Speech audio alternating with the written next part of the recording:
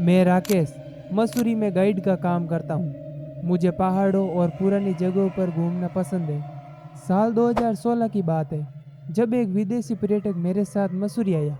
उसने कहा कि वह मसूरी के कुछ पुराने और रहस्यमय स्थान देखना चाहता है। मैंने सोचा क्यों न उसे वह पुराना वीरान पड़ा बंगला दिखाऊं जो बहुत ही सालों से खाली था।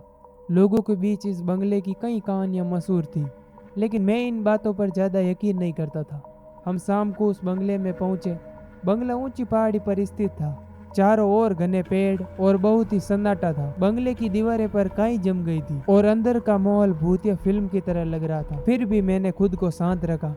पर्यटक ने मुझसे पूछा, क्या यहाँ पर सच में कुछ होता है? मैंने हंसते हुए कहा, यह सिर्फ कहानियां हैं, डरने की कोई बात नहीं। हमने रात उस बंगले में बिताने का फैसला किया। अजीब बात यह थी कि जैसे ही रात बढ़ती गई माहौल भारी होने लगा। हम दोनों अपने अपने कमरों में सोने के लिए चले गए। करीब रात के 2 बजे मेरी नींद अचानक खुल गई। मुझे लगा शायद खिड़की से ठंडी हवा आ रही है, लेकिन नहीं, खिड़की बंद थी। फिर मैंने देखा कमरे का दरवाजा अपने आप धीरे धीरे खुल रहा है। मैं चौंक गया। वहाँ पर कोई नहीं था, लेकिन ऐसा लग रहा था कि कोई कमरे में आ रहा है। मैंने खुद को समझाया कि यह मेरा वहम है, लेकिन अगले ही पल मैंने किसी की मौजूदगी कमरे में महसूस की। एक ठंडी हवा का झोंका मेरे पास से गुजरा और मैं अपनी आंखों से देख सकता था कि एक परछाई मेरे सामने खड़ी है। मेरी धड़कनें तेज हो गई।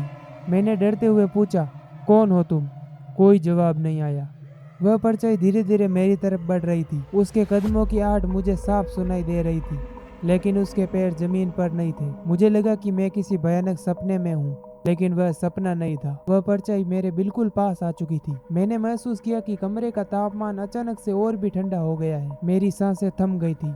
मैं हिल भी नहीं पा रहा था। तभी वह परछाई अचानक गायब हो गई। पूरे कमरे में सन्नाटा छा गया। मेरे हाथ पैर सुन्न हो चुके थे। मैं कुछ मिनटों तक बस बिस्तर पर बैठा रहा। फिर मैं हिम्मत करके कमरे से बाहर निकला। जब मैंने बाहर निकल कर देखा तो वहाँ पर सब कुछ सामान्य था, लेकिन मैं समझ गया था कि जो मैंने अभी अभी देखा था वो कोई वहम नहीं था। मैंने पर्यटक को कुछ नहीं बताया ताकि वह डर न जाए। अगली सुबह हम जल्दी उस बंगले से निकल गए। उस घटना के बाद मैं कभी भी उस बंगले के पास नहीं गया।